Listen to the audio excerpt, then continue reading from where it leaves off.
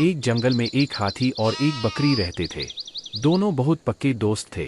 दोनों साथ में मिलकर हर दिन खाने की तलाश करते और साथ में ही खाते थे। एक दिन दोनों खाने की तलाश में अपने जंगल से बहुत दूर निकल गए। वहां उन्हें एक तालाब दिखाई दिया। उसी तालाब के किनारे एक बेर का पेड़ था।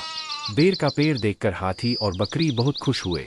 वह दोनों बेर के पेड़ के पास गए। फिर हाथी ने अपनी सूंड से बेर के पेड़ को जोर से हिलाया और जमीन पर ढेर सारे पके हुए बेर गिरने लगे। बकरी जल्दी जल्दी गिरे हुए बेरों को इकट्ठा करने लगी। संयोगवश उसी बेर के पेड़ पर एक चिड़िया का घोंसला भी था, जिसमें चिड़िया का एक बच्चा सो रहा था और चिड़िया दाने की खोज में कहीं गई हुई थी।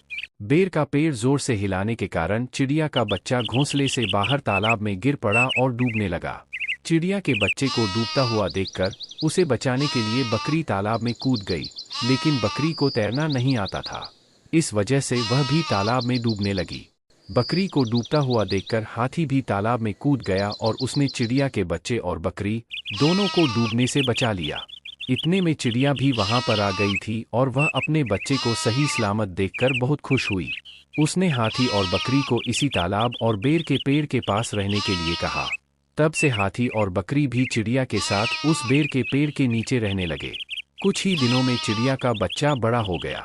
चिड़िया अपने बच्चे के साथ जंगल में घूम कर आती थी और हाथी और बकरी को जंगल में किस पेड़ पर फल लगे हैं इसकी जानकारी देती थी।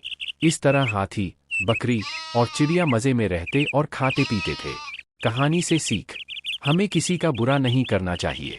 अगर हमारी गलती से किसी को परेशानी होती है तो उस गलती को सुधारना चाहिए और मनमुटाव दूर करते हुए एक दूसरे की मदद करनी चाहिए।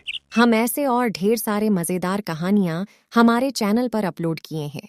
आप जाके सारे कहानियों का मज़ा ले सकते हैं।